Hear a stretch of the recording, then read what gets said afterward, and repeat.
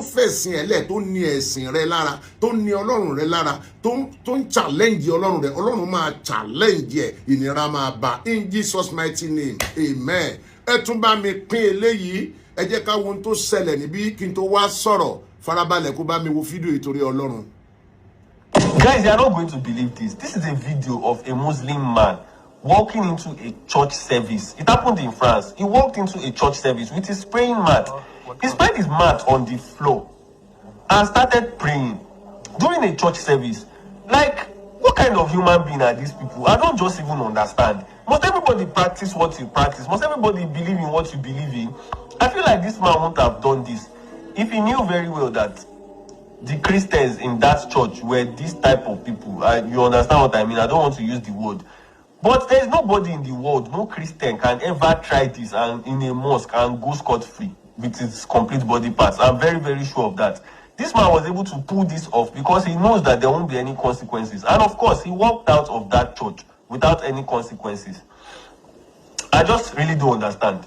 The world really needs to do something about this madness because I don't know what to call it again. It is already at that stage.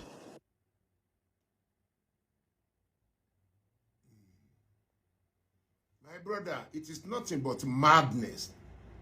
Madness, wèrè gidi ni. Gbogbo wa la understand tó ṣẹlẹ̀ mẹ́lẹ̀ Faransé. Èèyàn dẹ̀ gbé ẹ ní ìkírun rẹ̀, ó dẹ̀ wọnú church lọ, ó dẹ̀ tẹ́lẹ̀ during the service. Ó dẹ̀ bẹ̀rẹ̀ sí ní kírun. Mo trust the Christianity. Silence is the best answer for a fool. Wọ́n retí pé kó dá wàhálà alẹ́ káwọn bandits ẹgbẹ́ kan wọlé wá kan wá sun church náà. Wọ́n dá lóhùn. Now, ẹ sọ fún mi níbo ló ti lè ṣẹlẹ̀ kí Christian kan wọ mosque kó dẹ̀ bẹ̀rẹ̀ àtẹ́wọ́ kó dẹ̀ máa hallelujah. And kò ṣe bí nìkan wèrè yẹn káàkiri gbogbo àgbáyé ni o. General wèrè ni o, worldwide wèrè. Ó ló ń jẹ lórí gbogbo wọn o. Wọ́n ti sọ pé Mùsùlùmí bẹ̀rẹ̀ pẹ̀lú àjòjì, ó dẹ̀ máa padà síbi àjòjì rẹ̀. Bẹ́ẹ̀ máa lè mú gbólóhùn yẹn wá fún yín. Ó di wà lára fídíò máa nǹkan tí mo play lẹ́ẹ̀kan yẹn. Ó ní Mùsùlùmí bẹ̀rẹ̀ pẹ̀lú àjòjì, ó sì máa padà sí àjòjì. Àsìkò ti tó, Ọlọ́run máa lé wọn padà síbi tán ti wà. Ìnilára ni wọ́n, ogun ni wọ́n, ẹrú ni wọ́n. Kò sí nǹkan kan níbi kan nu Bíbélì tọ́lọ́run sọ àsọtẹ́lẹ̀ nípa Ànábì Muhammad. Kò sí o. Àfi bí kan sọ pé jàgídíjàgan, that's an family Ismail. Náà sọ pé jàgídíjàgan yà ni wọ́n máa jẹ́. Irọ́ pọ̀, irọ́ everywhere, èpè everywhere, ebú everywhere. Wọ́n ní nǹkan kan tó lè ṣe ayé lóore jùrú àtèpè lọ. Yẹra fún wọn o, má jẹ́ kán kọ́ àwọn ọmọ rẹ̀ ní ìkọkúkọ, má jẹ́ kán ba ayé àwọn ọmọ rẹ̀ jẹ́. Nítorí náà, ẹ fi ẹsẹ̀ àwọn tó gbàgbọ́ ní òdodo rinlẹ̀. Èmi yóò ju ẹ̀rù sínú ọkàn àwọn tó ṣàìgbàgbọ́. Nítorí náà, ẹ máa gé wọn lọ́rùn kí ẹ sì máa gé gbogbo ọmọ ìka wọn. Quran 5 verse 33. Ẹ̀san àwọn tó ń gbógun ti Allahu àti òjíṣẹ́ rẹ̀ tí wọ́n sì ń ṣe ìbàjẹ́ lórí ilẹ̀ ni pé kí ẹ pa wọ́n tàbí kí ẹ kàn wọ́n mọ́ igi àgbélébù tàbí kí ẹ gé ọwọ́ wọn àti ẹsẹ̀ wọn ní ìpàsípayọ̀ tàbí kí ẹ lé wọn kúrò nínú ìlú wọn. Ìyẹn ni ìyẹpẹrẹ fún wọn nílé ayé, ìyà ńlá sì ń bẹ fún wọn ní ọ̀run. Quran 3 verse 161. Kò lẹ́tọ̀ọ́ fún ànábì kan láti jímú nínú ọrọ̀ ogun síwájú kí wọ́n tó pín. Ẹnikẹ́ni tí ó bá jí ọrọ̀ ogun mú síwájú kí wọ́n tó pín, ó máa dá ohun tí ó jí mú nínú ọrọ̀ ogun náà padà ní ọjọ́ àjíǹde. Lẹ́yìn náà, a ó san ẹ̀mí kọ̀ọ̀kan ní ẹ̀san ohun tí ó ṣe níṣẹ́ ní ẹ̀kúnrẹ́rẹ́, a ò sì ní ṣe àbòsí sí wọn. Quran 9 verse 29. Ẹ gbógun ti àwọn tí kò gbàgbọ́ nínú Allahu àti ọjọ́ ìkẹyìn, àti àwọn tí kò ṣe ní èèwọ̀ ohun tí Allahu àti òjíṣẹ́ rẹ̀ ṣe ní èèwọ̀, àti àwọn tí kò ṣe ẹ̀sìn òdodo nínú àwọn tí a ti fún ní tírà. Ẹ gbógun tì wọ́n títí wọn yóò máa fi ọwọ́ ara wọn san owó orí ní ẹni yẹpẹrẹ. Quran 5 verse 51. Ẹ̀yin Mùsùlùmí òdodo, ẹ má ṣe mú àwọn yẹ̀wúdí àti nọ̀sọ́rọ́ ìyẹn àwọn Júù àti Christian ẹ má ṣe mú wọn ní ọ̀rẹ́ ayò, apá kan wọn ní ọ̀rẹ́ apá kan. Ẹnikẹ́ni tí ó bá mú wọn ní ọ̀rẹ́ ayò nínú yín, dájúdájú ó ti di ara wọn. Dájúdájú Allahu kò ní fi ọ̀nà mọ ìjọ alábòsí. Quran 8 verse 39, ẹ jà wọ́n lógun títí kò fi ní sí ìfòòró mọ́, tí gbogbo ẹ̀sìn yóò sì jẹ́ ti Allahu pátápátá. Nítorí náà tí wọ́n bá jáwọ́ nínú àìgbàgbọ́, dájúdájú Allahu ni olùríran nípa ohun tí wọ́n ń ṣe níṣẹ́. Quran 14 verse 4, a kò rán òjíṣẹ́ kan níṣẹ́ àfi pẹ̀lú èdè àwọn ènìyàn rẹ̀, nítorí kí ó lè ṣàlàyé ẹ̀sìn fún wọn. Nígbà náà Allahu yóò ṣì ẹni tí ó bá fẹ́ yóò ṣì í lọ́nà, ó sì máa tọ́ ẹni tí ó bá fẹ́ yóò tọ́ ọ sọ́nà. Òun ni alágbára ọlọ́gbọ́n. Quran 15 verse 6, wọ́n wí pé ìwọ tí wọ́n sọ àlùkùránì kalẹ̀ fún, dájúdájú wèrè ni ọ́. Quran 2 verse 216, a ṣe ogun ẹ̀sìn ní ọ̀ranyàn lé yín lórí, ohun ìkórìíra sì ni fún yín. Ó sì lè jẹ́ pé ẹ kórìíra kinní kan kí ohun náà sì jẹ́ oore fún yín, ó sì tún lè jẹ́ pé ẹ nífẹ̀ẹ́ sí kinní kan kí ohun náà sì jẹ́ aburú fún yín. Allahu nímọ̀, ẹ̀yin kò sì nímọ̀. Quran 9 verse 14, ẹ jà wọ́n lógun, Allahu yóò jẹ wọ́n níyà láti ọwọ́ yín, ó máa yẹpẹrẹ wọn, ó máa ràn yín lọ́wọ́ lórí wọn, ó sì máa wo ọkàn ìjọ onígbàgbọ́ òdodo sàn. Quran 58 verse 22, o ò ní rí ìjọ kan tó gbàgbọ́ nínú Allahu àti ọjọ́ ìkẹyìn kí wọ́n máa nífẹ̀ẹ́ àwọn tó bá yapa Allahu àti òjíṣẹ́ rẹ̀. Kódà kí wọ́n jẹ́ àwọn bàbá wọn tàbí àwọn ọmọ wọn tàbí àwọn arákùnrin wọn tàbí àwọn ìbátan wọn. Àwọn wọ̀nyẹn gan ni Allahu ti kọ ìgbàgbọ́ òdodo sínú ọkàn wọn. Allahu sì fi ẹ̀rí òdodo láti ọ̀dọ̀ rẹ̀ ràn wọ́n lọ́wọ́, ó sì máa mú wọn wọ inú ọgbà ìdẹ̀ra èyí tí odò ń ṣàn ní ìsàlẹ̀ rẹ̀. Allahu ni alájùlọ. Allahu aláàkóbá. Ògo ni f'Olúwa mi àtóbi. Ògo ni f'Olúwa mi àtóbi. Ògo ni f'Olúwa mi àtóbi. Allahu ló mọ àwọn tó ń sìn ín. Rabbana wa lakal abdu. Allahu ni alájùlọ. Allahu aláṣìṣe. Ògo ni f'Olúwa mi àtóbi lọ. Ògo ni f'Olúwa mi àtóbi lọ. Ògo ni f'Olúwa mi àtóbi lọ. Allahu ni alájùlọ. Allahu alágbákò. Allahu ni alájùlọ. Allahu aṣinilọ́nà. Ògo ni f'Olúwa mi àtóbi lọ. Ògo ni f'Olúwa mi àtóbi lọ. Ògo ni f'Olúwa mi àtóbi lọ. Allahu ni alájùlọ. Allahu aláṣìṣe. Ní orúkọ Allahu aláàánú jùlọ. Gbogbo ọpẹ́ ẹ̀yìn jẹ́ ti Allahu, Olúwa gbogbo ẹ̀dá. Aláàánú jùlọ, olùkápá ọjọ́ ẹ̀san. Ìwọ nìkan ni à ń jọ́sìn fún, ọ̀dọ̀ rẹ nìkan ni a wá oore sí. Fi ẹsẹ̀ wa rinlẹ̀ lójú ọ̀nà tààrà, ọ̀nà àwọn tí ó ṣe ìdẹ̀ra fún, yàtọ̀ sí àwọn ẹni ìbínú àti àwọn olùṣìnà, ìyẹn àwọn Christian àti Júù. Aláṣepẹ̀lẹ̀ yẹn, àmín. Quran 8 verse 67, kò yẹ fún ànábì kan láti ní ẹrù ogun títí ọwọ́ rẹ̀ máa fi bá àwọn ọ̀tá rẹ̀ lórí ilẹ̀ dáadáa ní ti pípa. Ẹ̀yin fẹ́ ìgbádùn ayé, Allahu sì ń fẹ́ tọ̀run. Allahu sì ni alágbára ọlọ́gbọ́n. Quran 2 verse 191, ẹ pa wọ́n níbikíbi tí ọwọ́ yín bá ti bà wọ́n, kí ẹ sì lé wọn jáde kúrò níbi tí wọ́n ti lé yín jáde. Ìfòòró le ju pípa lọ. Ẹ má ṣe bá wọn jagun ní mọ́sálásí Haram àfìgbà tí wọ́n bá ń bá yín jà nínú rẹ̀. Nítorí náà tí wọ́n bá jà yín lógun, ẹ jà wọ́n lógun. Báyẹn ni ẹ̀san àwọn aláìgbàgbọ́. Quran 8 verse 17, ẹ̀yin kọ́ lẹ pa wọ́n, ṣùgbọ́n Allahu ló pa wọ́n. Àti pé ìwọ kọ́ ló jùkò nígbà tí o jùkò, àmọ́ dájúdájú Allahu ló jùkò, nítorí kí Allahu lè fi àmì wò dáadáa kan àwọn onígbàgbọ́ òdodo láti ọ̀dọ̀ rẹ̀ ni. Quran 92 Suratul Al-Layl, Allahu fi alẹ́ nígbà tí ilẹ̀ bá ṣú búra. Tọ́láyé lágbára jùlọ.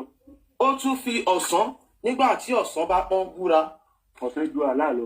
Ó tún fi ẹni tí ó dá akọ àti abo búra. Ìdìdìlàlá. Dájúdájú ọ̀tọ̀ọ̀tọ̀ ni iṣẹ́ yín.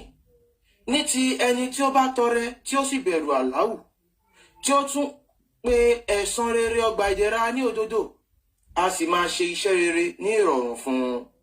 Ní ti ẹni tí ó bá yahun tí ó sì rí ara rẹ̀ lẹ́ni tó rọrọ̀ tayọ ẹ̀san ọ̀run, tí ó tún pé ẹ̀san rere ọgbà ìdẹ̀ra ní irọ́, a sì máa ṣe iṣẹ́ aburú ní ìrọ̀rùn fún un. Dúkìá rẹ̀ kò sì ní rọ̀ ọ́ lọ́rọ̀ nígbà tí ó bá parun, tí ó bá jábọ́ sínú iná. Dájúdájú tiwa ni láti ṣàlàyé ìmọ̀ náà, àti pé dájúdájú tiwa ni ọ̀run àti ayé. Nítorí náà mo ti fi iná tó ń jó fòfò kìlọ̀ fún yín. Kò sí ẹni tí ó máa wọ inú rẹ̀ àfi olórí burúkú, ẹni tí ó pe òdodo ní irọ́ tí ó sì kẹ̀yìn sí i. Wọ́n sì máa gbé iná jìnnà sí olùbẹ̀rù Àláhù, ẹni tó ń fi dúkìá rẹ̀ tọrẹ tó sì ń ṣàfọ̀mọ́ rẹ̀. Kò sì sí oore ìdẹ̀ra kan tí o ní lọ́kàn láti gbà ní ẹ̀san ní ọ̀dọ̀ ẹnikẹ́ni, bí kò ṣe pé láti fi wá ojú rere Olúwa rẹ ẹni gíga jùlọ. Láìpẹ́ o sì máa yọ́nú sí ẹ̀san rere rẹ̀. Allahu ni alájùlọ. Allahu alákòóbá. Ògo ni f'Olúwa mi àtòbí. Ògo ni f'Olúwa mi àtòbí. Ògo ni f'Olúwa mi àtòbí. Allahu ló mọ àwọn tó ń sìn. Rabbana alákalẹ̀ àbùkù. Allahu ni alájùlọ. Allahu alágbákò. Ògo ni f'Olúwa mi àtòbí lọ. Ògo ni f'Olúwa mi àtòbí lọ. Ògo ni f'Olúwa mi àtòbí lọ. Allahu ni alájùlọ. Allahu aláṣìṣe. Allahu ni alájùlọ. Allahu aṣinilọ́nà. Ògo ni f'Olúwa mi àtòbí lọ. Ògo ni f'Olúwa mi àtòbí lọ. Ògo ni f'Olúwa mi àtòbí lọ. Allahu ni alájùlọ. Allahu alákòóbá. Ìkíni àdúrà àti ohun rere jẹ́ ti Allah. Àtàhíyátù lillahi. Ìdẹ̀ra fún ọ ìwà ànábì. Àsáàkìyátù lillahi. Àti àánú Allah àti ìbùkún rẹ̀. Àtọ́yìbátù sálàwátù lillahi. Ìdẹ̀ra fún ọ àti àwọn ìránṣẹ́ Allah. Assalamu alayka. Mo jẹ́rìí pé kò sí kinní kan àyàfi ṣìgìdì Allah. Ayọ́ ànàbí. Àti pé mo jẹ́rìí pé Muhammadu ni ìránṣẹ́ àti òjíṣẹ́ Allahu. Wa ala libadillahi salihina. Àlàáfíà fún yín. Assalamu alaykum wa rahmatullahi. Yabulika. Àlàáfíà fún yín. Assalamu alaykum wa rahmatullahi. Yabiki. Allahu alákòóbá. Allahu aláṣìṣe fámọdígbàgbé. Allahu alákòóbá. Allahu aṣinilọ́nà. Allahu alákòóbá. Allahu alágbákò. Bí mo ṣe ń ka àwọn àyà yẹn lórí ìrun ní kinní kan sọ fún mi pé kíní ìdẹ́ lè jẹ́ láti ọ̀dọ̀ ẹni tó dá wa ṣá. Tẹ́ni tó dá wa kàn lè máa sọ pé kókàn máa pàṣẹ kú ẹ pa wọ́n, ẹ gé wọn lọ́wọ́, ẹ gé wọn lẹ́sẹ̀. Ẹ̀yin èèyàn wa tí wọ́n tó bá jẹ́ mùsùlùmí tó wà sálẹ̀ wọ́n náà ti ìjókòó ti ẹ̀rù. Ṣé ẹni tó dá wa tẹ́ ẹ sọ pé ó dá wa, tẹ́ ẹ sọ pé òun ló dá yàtọ̀, ó ti mọ iwájú, ó mọ ẹ̀yìn kan tó dá wa. Ṣé òun ló máa sọ pé ẹ pa wọ́n? Àárín kan mọ́ adébì kan kí ni kọ́kọ́ sọ pé Muhammadu ló ń give gbogbo instruction yìí náà. Muhammadu ni Allah náà, òun ló ń give order yìí náà. Ẹ̀yin èèyàn jára yìí náà. Ó ní ẹ pa wọ́n níbikíbi tí ọwọ́ yín bá ti bà wọ́n. Muhammadu ló ń give order fáwọn mùsùlùmí náà. Bá a ṣe ń lọ yìí ibikíbi tọwọ́ yín bá ti bà wọ́n ẹ pa wọ́n. Because wọ́n believe wípé ọ̀rọ̀ tí Muhammadu bá sọ àti ọ̀dọ̀ Allah ló ti wá. So Muhammadu ló ń sọ̀rọ̀ kò kí ń ṣe Allah, ẹ̀yin èèyàn jára yìí náà. Ok, ṣọ́ máa wá ka kínní. Ìwọ ọmọ Yorùbá kan máa wá gbọ́ kínní. Wá dẹ̀ sí wá ìjọ kejì wáyé ti lọ kírun. Ọmọ Yorùbá ò lè ṣe torí báwọn èèyàn wa ò mọ nǹkan tó wà ní ìwé yìí níṣẹ́. Ìdí ní ìdáwọn àáfàá ẹ̀mí sọ pé ìtukùtù láwọn ọmọ yẹn ń tù tó rán mọ́ ìpé báwọn ọmọ Yorùbá ṣe ń gbọ́ kínní ẹbí máa bèrè pé ẹ̀pà wọn bá irọ́ ní jàre. Ṣé inú Kùránì ló wà? Àní ó wà nínú Kùránì ẹgbẹ́ jáde. Tó bá gbé fún òótọ́ ni ó wà nínú Kùránì ẹ̀ pa wọn. Ọlọ́run rẹ̀ ní ká máa para wa náà. Làwọn èèyàn fi ẹ̀sìn yẹn lẹ̀. Ọwọ́ àwọn pé ọgbọ́n òun láwá lè dàbá yìí, ẹ jẹ́ ká máa sọ fáwọn èèyàn pé ìtukùtù náà ń tù. Ẹ̀wọ̀n ò jẹ́ ká sọ̀rọ̀ ni. Ẹ wá ráwọn afáàní tó bá ti débì, èbú lọ máa bú. Ìdí nìyẹn tí mo fi sọ pé ẹjọ́ tó bá ti ń bú wa ìyẹn má jẹ́ ká bú wọn. Tẹ́ bá bú wa àfáà ó dà kò sí wàhálà. Nǹkan tá a ní kẹ̀ka ẹ̀ka kínní ìkẹ́tù. Ok, ìtukùtù la máa ń tú. Ẹ̀ka kínní ìkẹ́tù. Ẹ wá rí nígbà tá a ti sọ fún wọn pé kán kà á kán tú báyìí, ẹ̀yin èèyàn wa. Kàkà kán kà á, wọ́n máa dà sí rọ́ọ̀fù ni wọn. Ọlọ́run Olódùmarè kọ́ ló ń sọ̀rọ̀ nínú Quran. Allah tí wọ́n sọ pé ń sọ̀rọ̀ nínú Quran èrè ni. Allah ò lè sọ̀rọ̀. Muhammadu ló ń give order. Wọ́n wá believe pé ọ̀rọ̀ tí Muhammadu bá ti sọ Allah náà ló sọ. Muhammadu ni mouthpiece Allah. Allah àwọn ọmọ Lárúbáwá ló ní. Tẹ́ bá dẹ̀ lọ wo ìtàn báwọn ọmọ Lárúbáwá ṣe máa ń jagun nìyẹn, gbogbo ayé wọn ogun wọn máa ń jagun, máa ń para wọn ni. Àwọn ọmọ Lárúbáwá náà dẹ̀ ni Muhammadu ń bájà, Middle East náà ni gbogbo ogun yìí ti mọ́. Wọ́n gbé kinní yìí wá láti wá fi destroy wa ni. Now mo rá àfáà kan tó wá ṣe fídíò tó sọ pé Allah ó discover wípé Allah sọ fún àwọn nínú Quran wípé irin o àti ọ̀run ló ti ń wá o, inú space ló ti ń wá o, ẹ̀yin èèyàn wa. Meanwhile àwọn ancient Egyptians wọ́n ti ní record yẹn lẹ̀, wọ́n ti kọ́lẹ̀. Ṣé mọ̀ wípé àwọn ancient Egyptians yìí black ni wọ́n, they were blacks. Káwọn mùsùlùmí yẹn tó lọ ṣe jihad, kó tó lọ pa wọn, kó tó lọ gba ilẹ̀ wọn. Ibí ni wọ́n á fẹ́ kẹ́ mọ̀. Nígbà tí ọdún tí àwọn mùsùlùmí tí wọ́n lọ ṣígun, tí wọ́n lọ conquer àwọn ancient Egyptian yẹn was around 639 to 642 CE. Ọdún mẹ́ta ni wọ́n lò gbáko ni wọ́n fi pa gbogbo wọn pátápátá. Ṣé mọ̀ pé àwọn Boko Haram ti ń pa wọ́n ní ilẹ̀ Haúsá báyìí náà, no be today. But ní àwọn Egyptians yẹn ọdún mẹ́ta ni wọ́n fi pa gbogbo wọn, náà fi gba ilẹ̀ wọn. 3 good years. Now ṣe rí Kùránì tá à ń kà lénìí. Kùránì tá à ń kà lénìí. Wọ́n tẹ Kùránì yẹn, èyí tá à ń kà lénìí. Sáré gbé jáde. Kẹ́ẹ̀kan lè mọ̀ pé gbogbo àwọn nǹkan yẹn, gbogbo discoveries àwọn ẹni yẹn, òun ni wọ́n wá gbé sínú Quran. Wọ́n wá sọ wípé Allah ló sọ.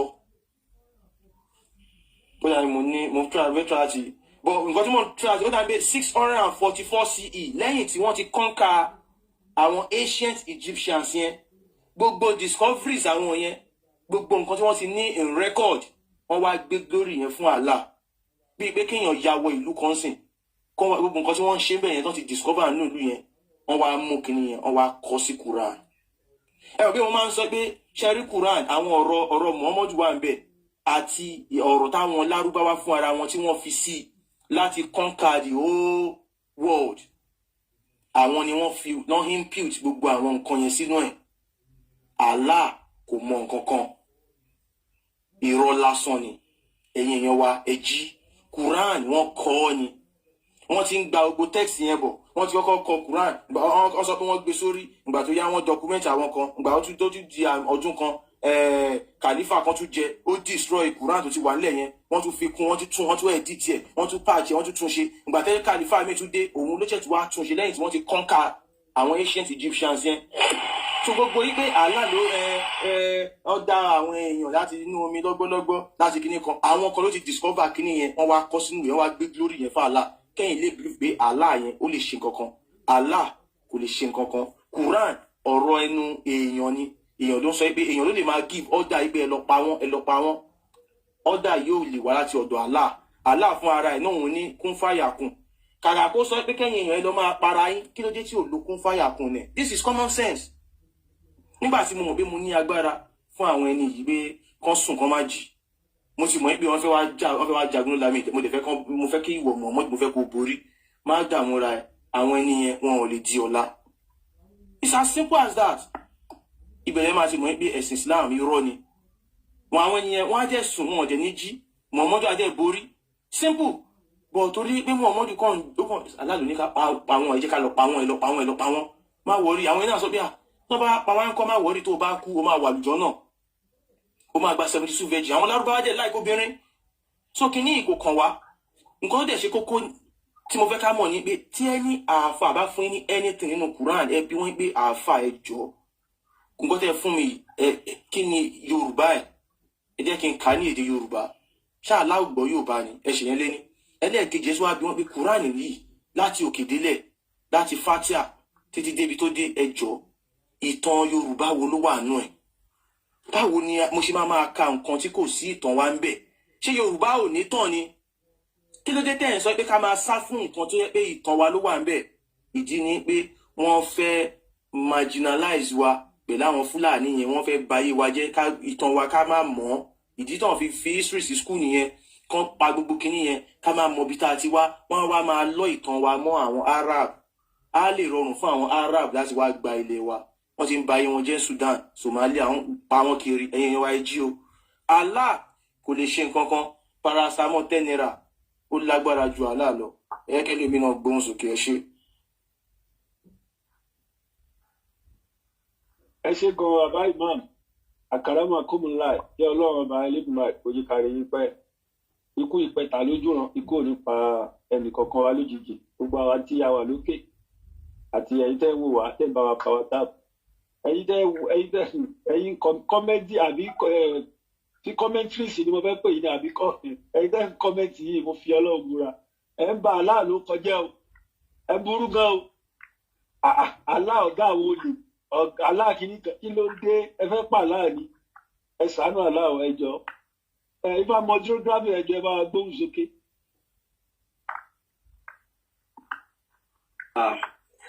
àkọ́kọ́ mo kí irun tá a kí Ọlọ́run kó gbà á lọ́wọ́ wa kó má dàlú wa láyà kó jí ká bá níbi tó lérè kó fi sọ wá lẹ́sàn ẹlẹ́ẹ̀kejì bàbá ìmọ̀mù tí wọ́n kírun fún wa Ọlọ́run kó má ṣe lè lákìmọ̀ fún yín so gbogbo àwọn tí a tò lẹ́yìn wọn tí a jọ kírun náà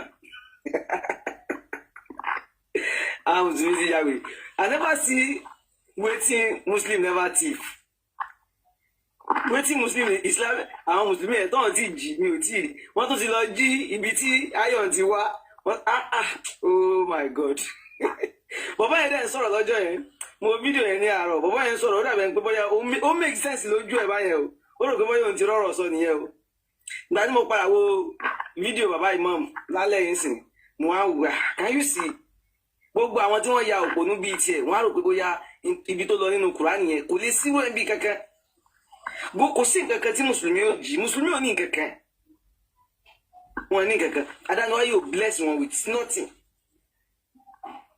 he bless them with nothing they have nothing gbogbo tí wọ́n kó jọ láyé wọ́n lọ rè jí ni ṣé bóun náà ni kí wọ́n present nǹkan tó máa sọ wípé àwọn làwọn ní.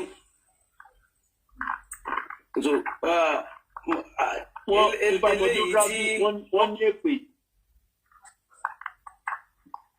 wọ́n ní èpè èpè tó lè wọlé. mandala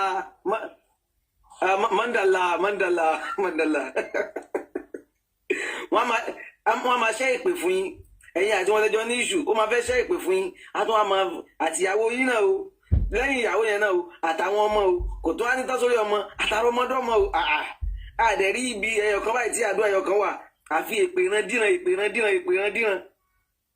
èèyàn ṣe tẹ̀lé irú ẹni bẹ́ẹ̀ gan kéèyàn ó látúbọ̀ tán rí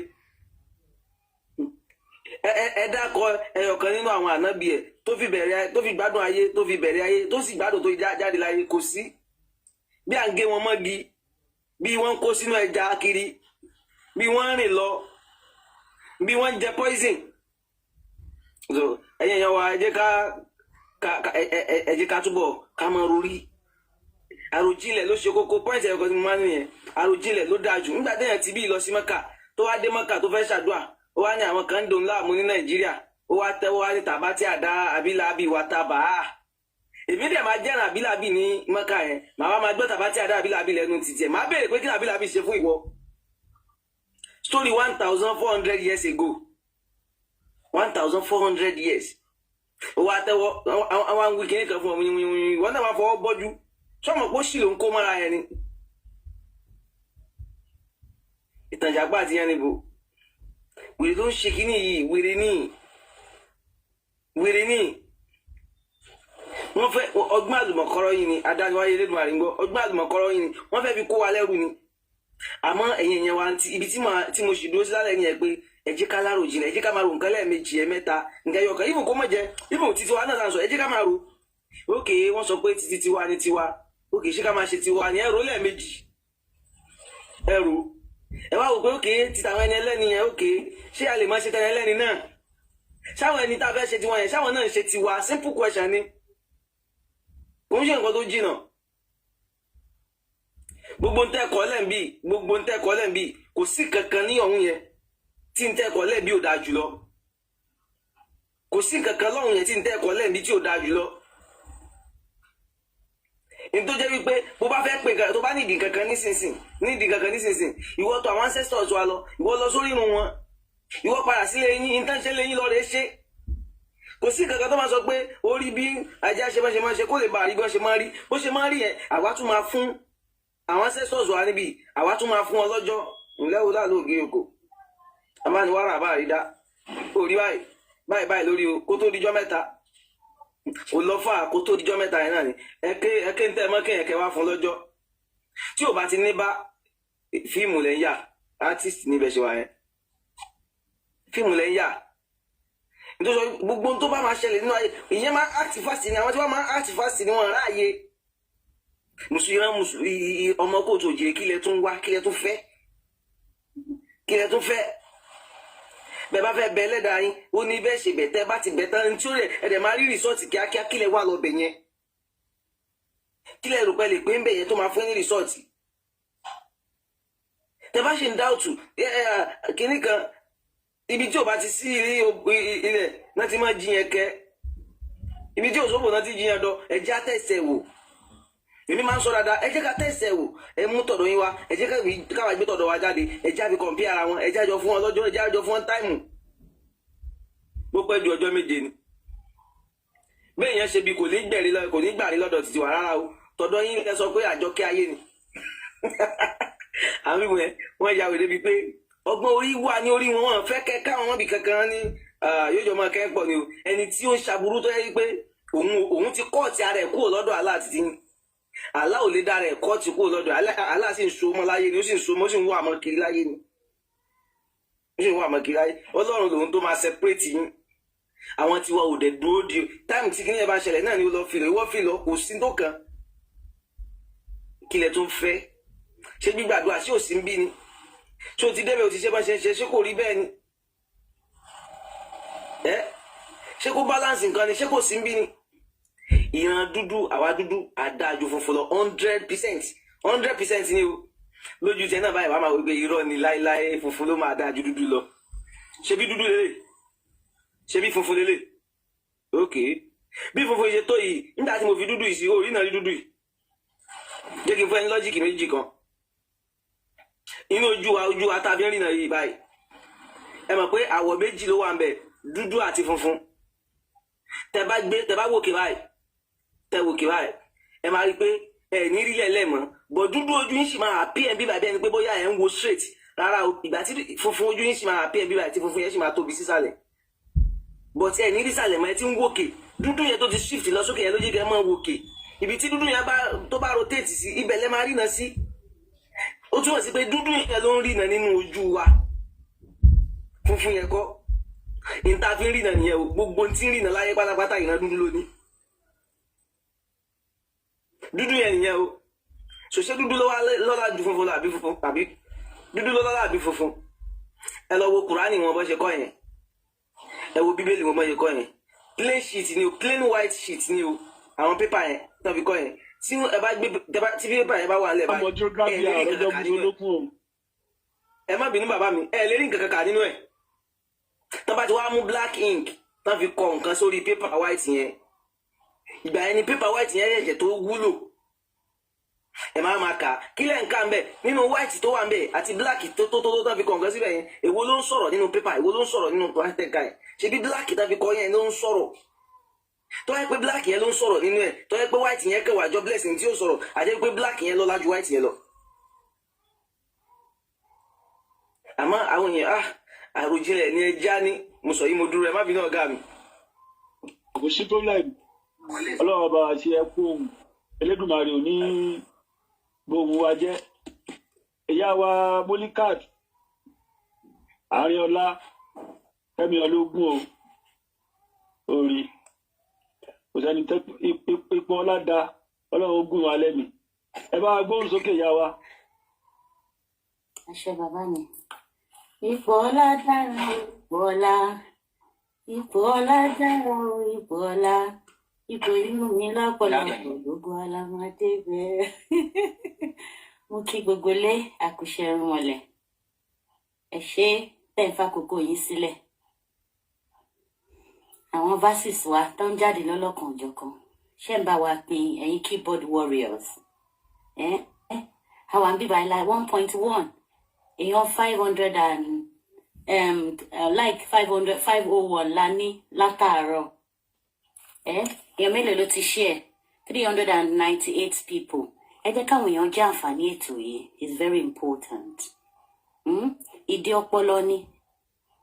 ọpọlọ ni ó máa ń gba àkókò ṣó ti yé ẹ jẹ́ káwọn náà máa gbọ́ ètò yìí díẹ̀díẹ̀ conscience wọn máa prick wọn báwo lèèyàn ṣe máa fèdè tìyàn lẹ̀ ẹ wá lọ́lọ́run kan wà níbì kan ká lọ kọ́kọ́ kọ́ èdè ká tó sìn báwo nìyẹn ṣe sound gangan náà ẹ wá mú owó ẹ lọ máa fi ra òkò nílùú onílùú ẹ kówó tó yẹ kẹ́ fi invest sílùú yín kí lè jẹ́ kí economy grow gbogbo ilé ẹjọ́ mo fẹ́ ká lọ kí gbogbo wa lọ Google iye tí àṣà àti ìṣe tó ń generate sínú economy Benin Republic mo fẹ́ kẹ́ kí gbogbo wa lọ bèrè lọ́jà ChatGPT yeah go and ask fast check me on that 1.7 trillion something ni iye tí àwa wá ń generate sínú economy Saudi tó ń subsidize fún Hajj 200 and something billion go and fast check me on that ẹ̀dẹ̀ ní kìlò dá àtọjọ́ yìí ya Allah ya Latif ya Allah ya Jahibu ya Jahibu ya Jahibu ya Sataru ya Sataru ya Sataru ya Kohibu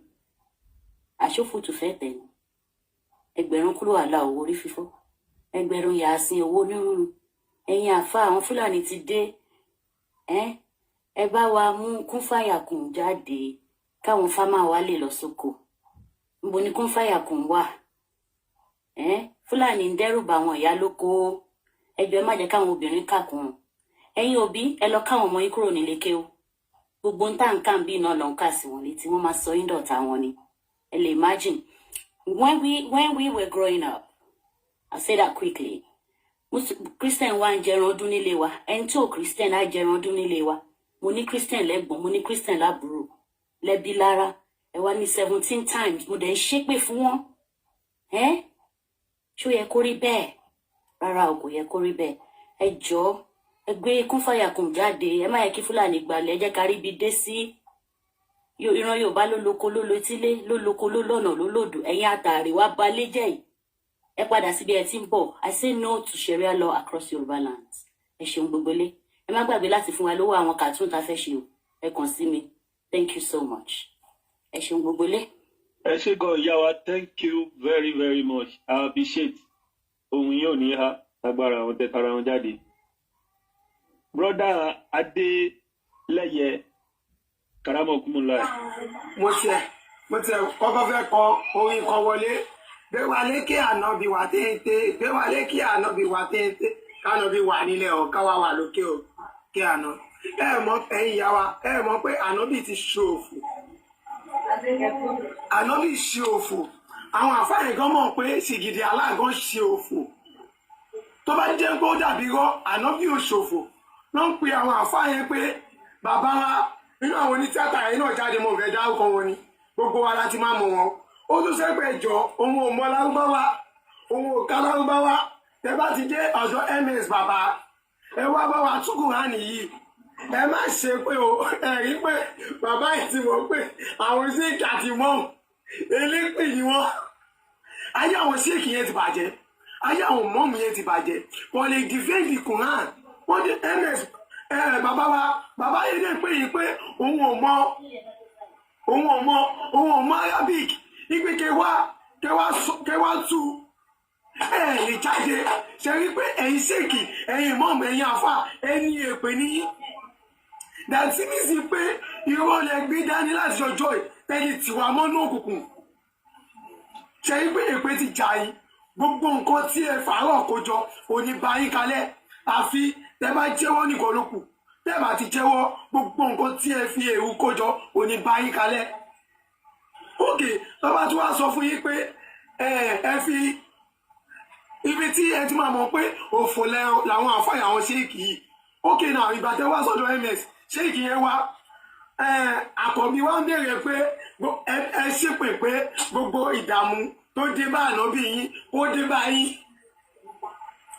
ẹ wá sọ pé rọ báná mi ṣe yàn ọ̀tọ̀ ó náà ṣe yàn ọ̀tọ̀ tó ẹ̀yin yá wa ẹ jẹ́ ká rò ó. wọ́n sọra wọn darí kú yẹrí. ẹ jẹ́ ká rò ó. ẹ jẹ́ pé ẹni aṣíwájú ẹ̀dá ẹ̀yin ìyá wa ẹ gbọ́dọ̀ kó àwọn ọmọ yín kò nílé kéwò o. tẹ bá ka Arabic nílẹ̀ Yorùbá ta wà yìí Arabic ẹ̀ lè gbé wọ kọ́mpìnì kan ọmọ yín ríṣẹ́ ẹ gbàgbé lórí ẹ̀. tó bá kọ́ṣẹ́ tó bá wọ kọ́mpìnì ló máa rí. ṣé Arabic ló fẹ́ fi kọ lẹ́tà lọ sí kọ́mpìnì pé òun fẹ́ fi ríṣẹ́. ṣe rí pé ẹ̀kọ́ wéṣì ọmọ ẹ̀ tọmọ yẹn padà tó bá lọ ra Yorùbá Quran àbò gúgù ẹ̀ kò nídìí pé ó fẹ́ lọ ra Quran o. ó máa gúgù ẹ̀ tọmọ yẹn bá padà wá ń ka Yorùbá Quran a kò máa gbé ìyá ẹ̀ ṣépè a gbé ṣéèkì ṣépè a gbé àwọn àfáà ṣépè nítorí ẹ̀fẹ̀ jẹ́ káwọn ọmọ níláárí láti jọjọ́ báwọn bàbá yẹn ṣépè díẹ̀díẹ̀ báyìí lójú wa máa là nítorí afẹ́fẹ́ ti fẹ́ àti rí fòwò adìyẹ báwo rí ọ̀nà owó lẹ́fẹ́ gbé bàbá ẹ̀ tẹ bá gbàgbé tẹ bá rí pé ìdí tẹ kí àwọn èèyàn tẹ̀lé irọ́ ló pa o wọ́n yín mú sí ni ó ń wu ẹ̀ sí wípé ms bàbá sálálá ní wàsálà òun lọkọ yìí ó ń bá yín pàlùdé ẹjọ mo dẹ àwọn ẹni tó bá wà lórí láìfù yìí ìfẹ́ jẹ́ kí ká bóyá a máa wá kù séèdì kan níta gbangba àfa tó bá tún wá lè ṣe tó bá lè jẹ́ dìfẹ́ǹdì Quran ní àwọn àyà tó ń sọ yìí kóhun náà jáde ẹ rí pé wọ́n á ṣe ẹ̀sìn ṣùgbọ́n nìkan ló ṣe 30 years. Okay now àì tí ì ṣe 10 years o ẹ ti ké káàkiri àbí mo débẹ̀ mọ́ ẹ lè mọ̀ pé Allah àti Muhammadu yẹn ó ti ṣe òfò mo bọ̀ ń bẹ̀ yẹn náà ṣùgbọ́n náà bí ká. ẹ ṣe gan brọdà mi Adélẹ́yẹ, thank you very much, I really appreciate you.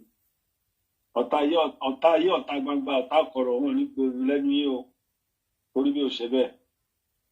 ìyá mi ìyá Ṣàngó Ọ̀jẹ̀ kábíyèsí Ọ̀jẹ̀ o.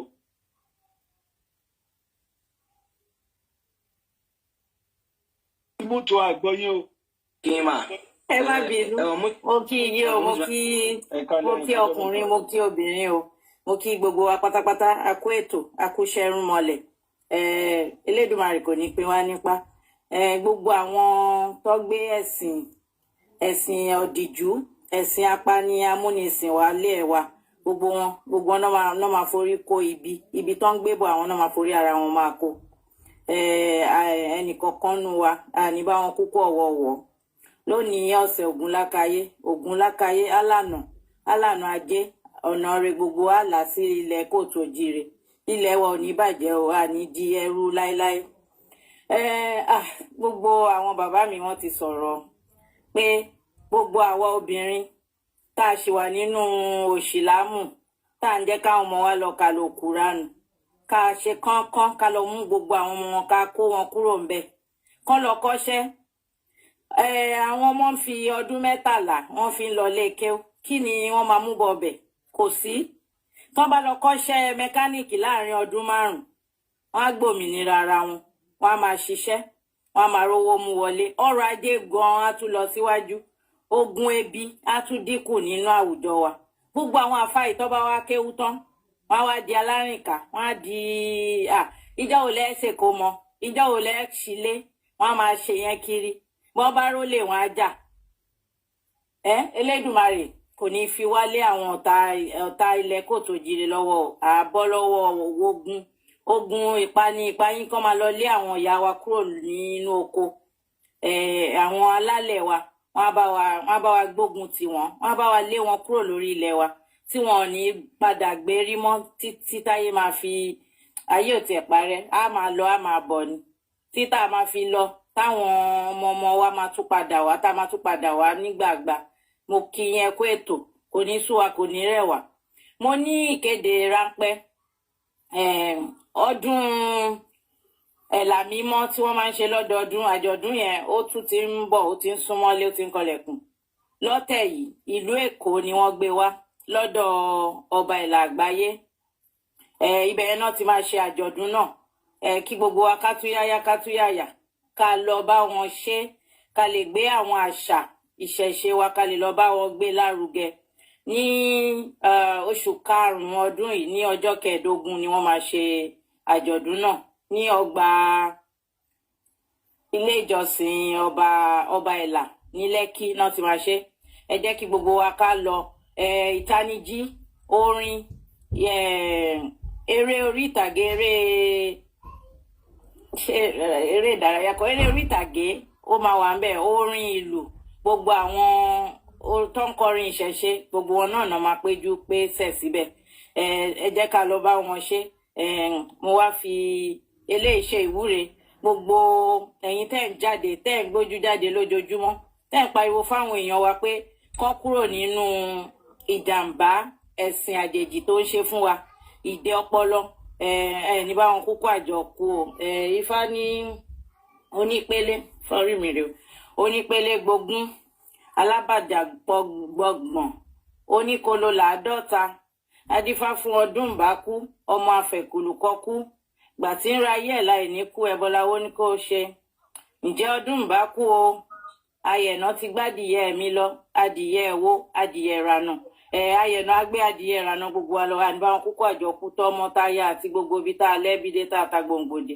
Ilẹ̀ Yorùbá ò ní bàjẹ́ o, ilẹ̀ kóòtù òjòjò ò ní bàjẹ́ o. Mo ṣe ẹ̀làbọ̀rú ẹ̀làbọ̀yè ẹ̀làbọ̀ ṣíṣe. Gbogbo àtọ́ àsúnlẹ̀ gbogbo èyí tẹ wílé ní àràárọ̀ náà orí bẹ́ẹ̀ ò sí bẹ́ẹ̀. Ẹ ṣe gan ìyá wa. Ọ̀tá ilé ọ̀tá òde onígbò ohun yín o. A ṣe Èdùmàrè. Àtẹ̀yìn náà o. Brother wa the great, ẹ bá wa gbóhùn sókè. Ti mú tu o. Ẹ kálẹ̀ ẹ̀yin ìyá wa ayé bàbá wa.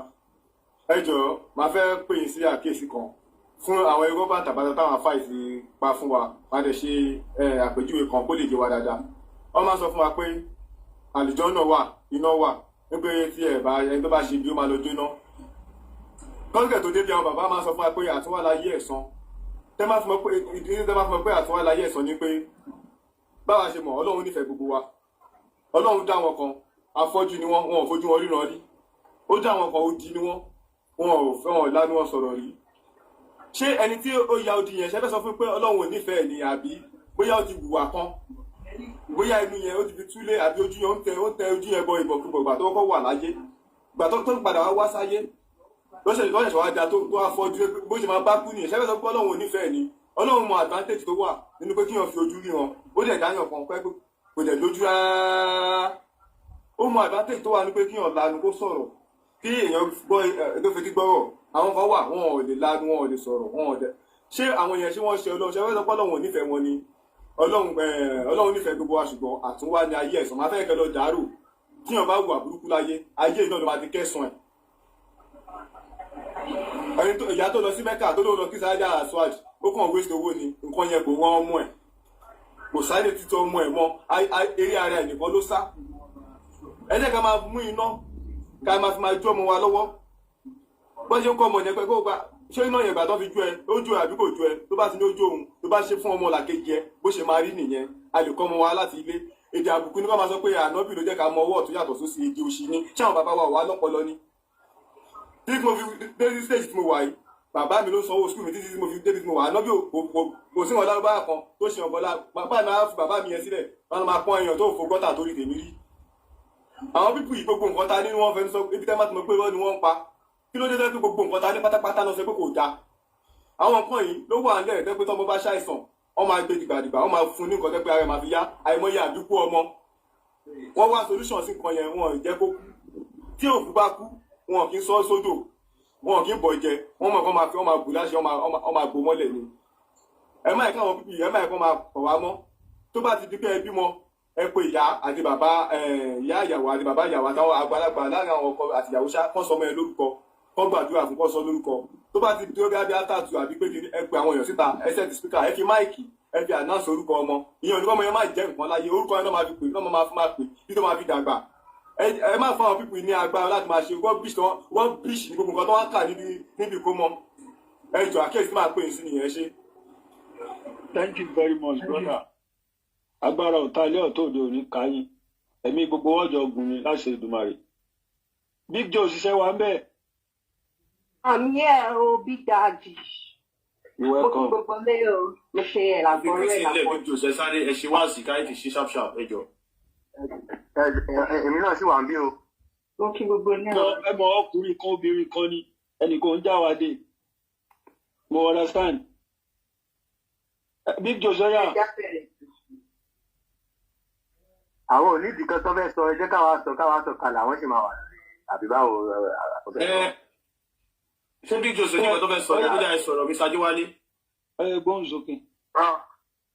àwọn ìyá wa nínú ẹ̀sìn Islam ni mo kọ́kọ́ fẹ́ sunkún fún náà jẹ́ sí fìlà fún wọn torí àwọn gangan ló yẹ ká sunkún fún torí gbogbo nǹkan tá à ń sọ ń sìn kí àwọn káàkiri àwọn bàbá wa ms káàkiri àwọn olówó èkó àkọ́bí ọlọ́ba ìyá military everybody àtàwọn tó wà ní live látàárọ̀ àkùrá gbogbo everybody ilé tí ó mo kí ń ṣẹ́rí ọ̀kan ni pé mo máa ń rò gan pé kì í ṣe torí àwa ọkùnrin ni awakening stop wíì fi ń lọ fà because mo sáàtì kankan mo lọ sí sọ̀yí Bùkárí tí ó sọ wípé òun wọnú iná sọ̀yí Bùkárí 2658 no okay sọ̀yí Bùkárí 304 only I was told the hellfire and that the majority of his dwellers were women obìnrin nìkan ló pọ̀ jù nínú iná.